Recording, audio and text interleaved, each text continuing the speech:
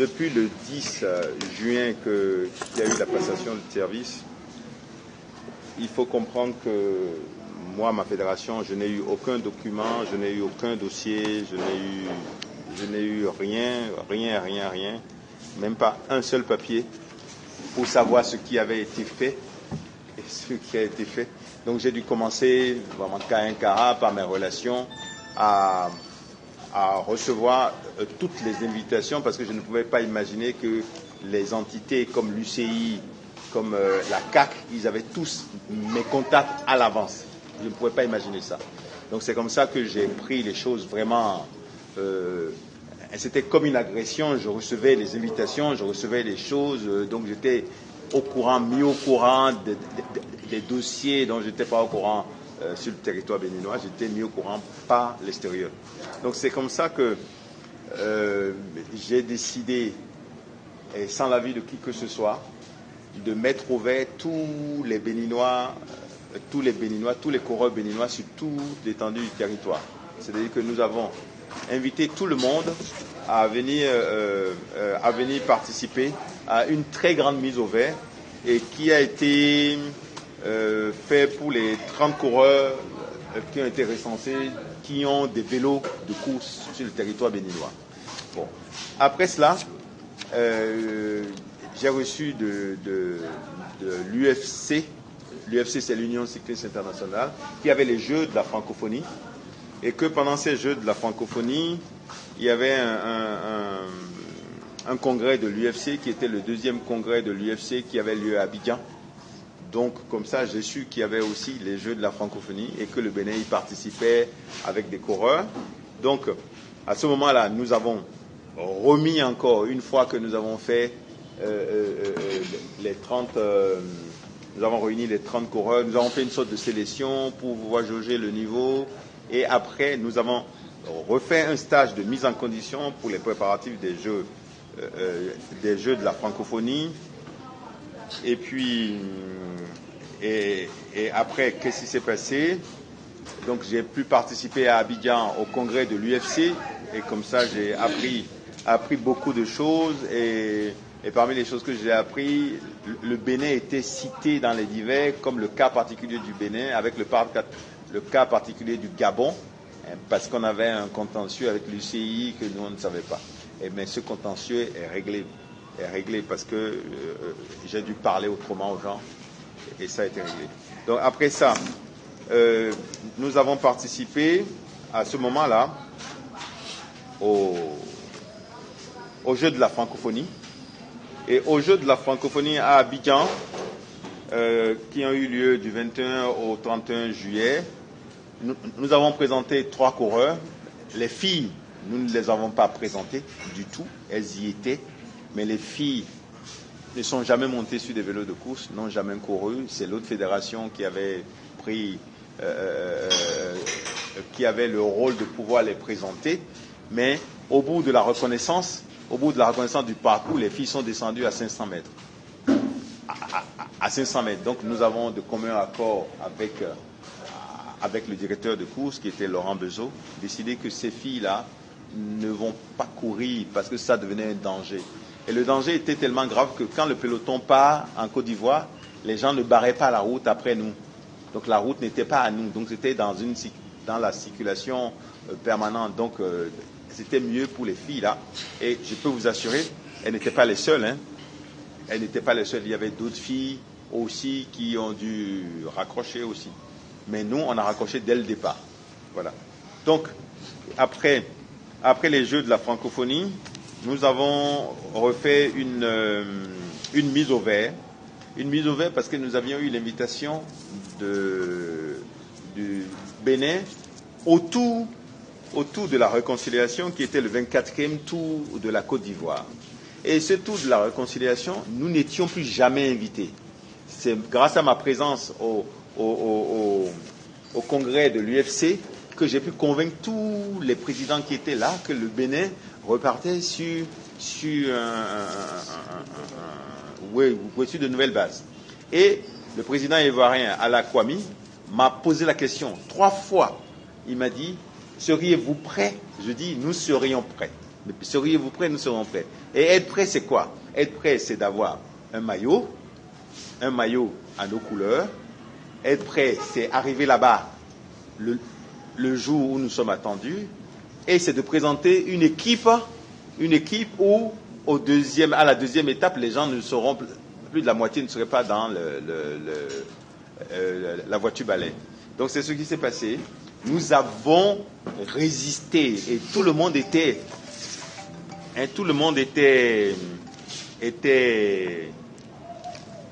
d'accord avec nous. Et tout le monde était vraiment d'accord avec nous. Et tout le monde venait nous voir pour dire, vous êtes dans le peloton, c'est incroyable.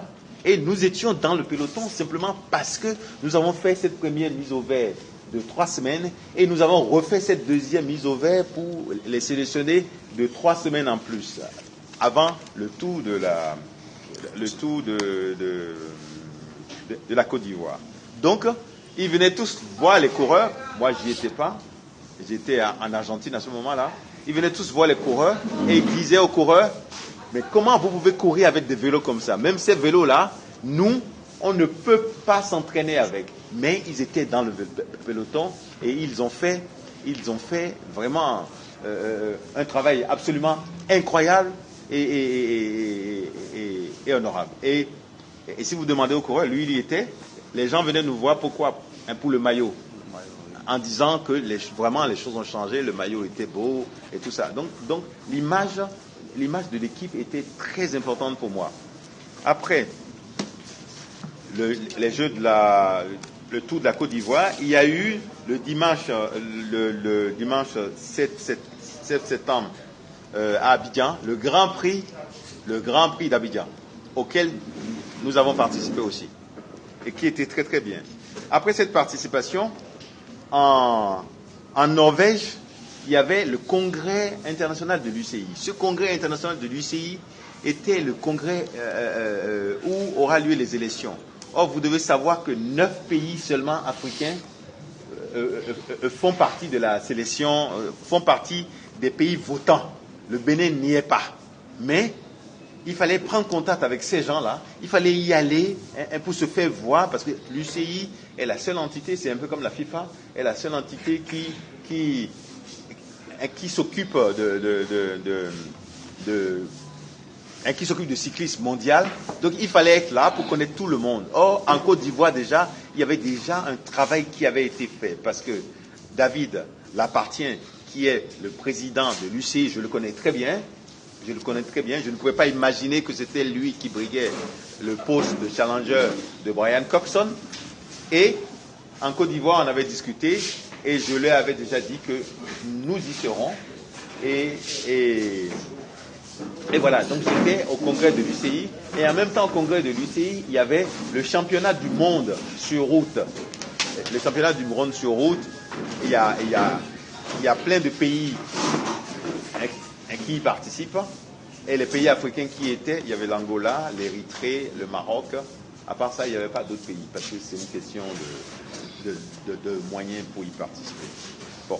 Donc, et pendant ce congrès-là, il fallait voir que l'Afrique, les 9 pays votants, il y a eu des réunions, il y a eu des conclaves. Il y a eu des conclaves entre continents, entre confédérations. Et nous, ce que j'ai remarqué chez nous, qui constitue une force pour l'Afrique, c'est que nous étions ensemble et nous avons décidé de voter pour une seule personne, de voter pour le français et pas pour l'anglais qui était sortant. Donc, à ce moment-là, c'était extraordinaire, parce que le français a eu, sur les 45 voix, a eu 38 voix, 38 votants. Ça veut dire que la campagne était tellement bien faite en amont et il a gagné. Et en gagnant comme ça, nous les Africains, nous lui avons montré que nous avons voté d'une seule voix et que nous sommes capables de revoter pour une seule voix au prochain mandat pour qu'il garde son poste s'il n'exécute pas les doléances de tous ces pays pauvres. Parce que le vélo, c'est vraiment pas pour les pays pauvres. Il faut avoir les moyens de pouvoir le faire. Et c'était ce qui était reproché à l'anglais.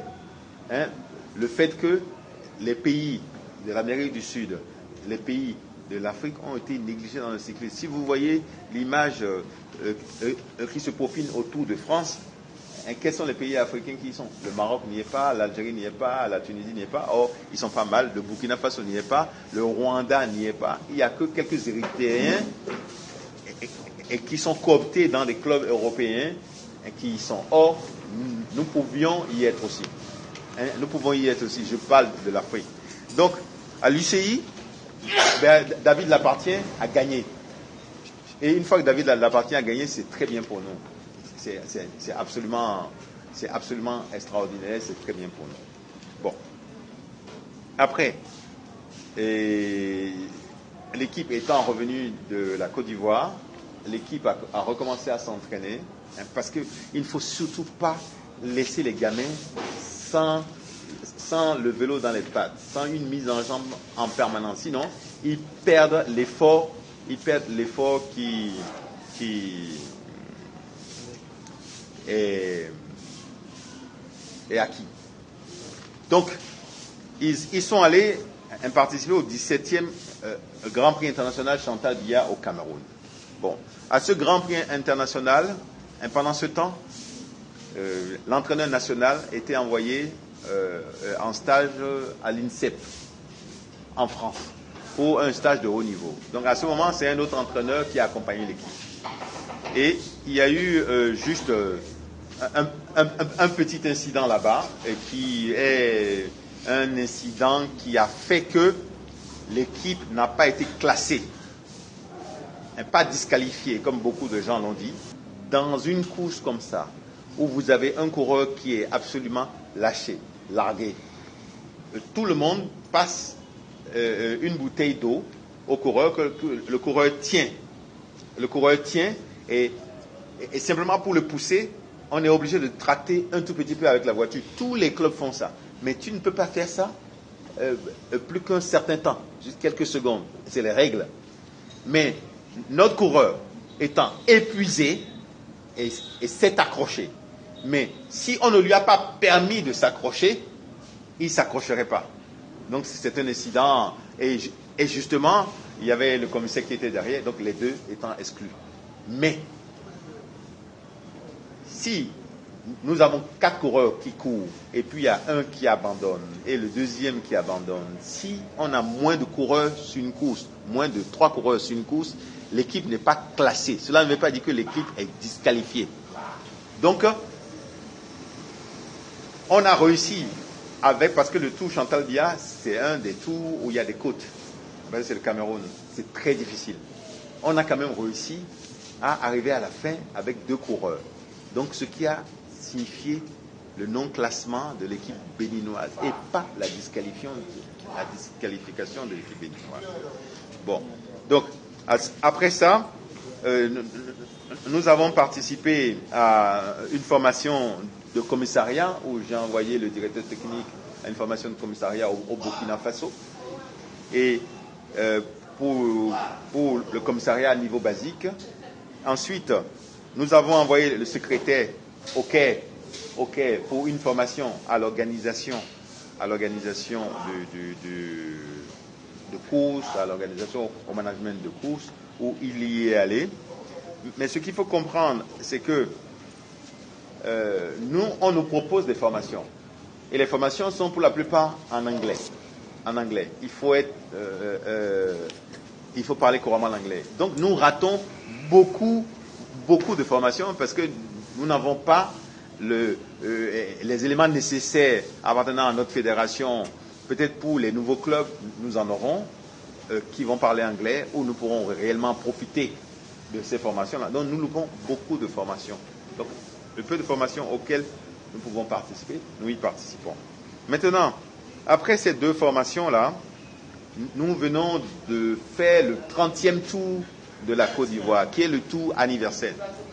Moi, je n'ai pas pu y aller, mais j'étais vraiment très heureux et que le Bénin participe, parce que la dernière fois que nous y avons participé, on nous avait pris pour la mascotte du tour, on s'est vraiment moqué du Bénin, avec un coureur qui était le dernier à arriver, et ça m'avait tellement fait mal, que Nous avons participé à tous les autres tours avant d'arriver à ce tour-là en pleine forme. Et l'équipe a vraiment réellement travaillé avec le staff qui était. Donc, nous avons gagné plusieurs écharpes par Rémi Sohou. Et pour une fois, nous n'étions pas derniers. Pour une fois, nous avons battu le Togo. Et on aurait pu battre le Niger si Bachiki n'avait pas roulé comme il avait roulé. Parce que vous savez, un coureur, on ne peut pas lui demander plus. Quand il est saturé, il est saturé. S'il avait roulé un peu plus, on aurait battu le Niger. Mais les prochaines fois, nous allons y arriver. Parce que mon objectif est clair. Mon objectif, c'est de mettre le vélo du nord au sud. Que ça soit clair pour tout le monde. Du nord au sud. Pour moi, nous avons des athlètes dans le nord que nous n'allons pas négliger. Nous avons des athlètes dans le sud que nous n'allons pas négliger. Nous avons des athlètes dans le centre que nous n'allons pas négliger. Et pour moi, c'est capital de ramener les jeunes qui sont bons. Parce que ceux qui gagnent aux courses là, ils ont entre 19 ans et 23 ans. Donc il n'y a pas de secret, c'est la fraîcheur. Nous allons y arriver.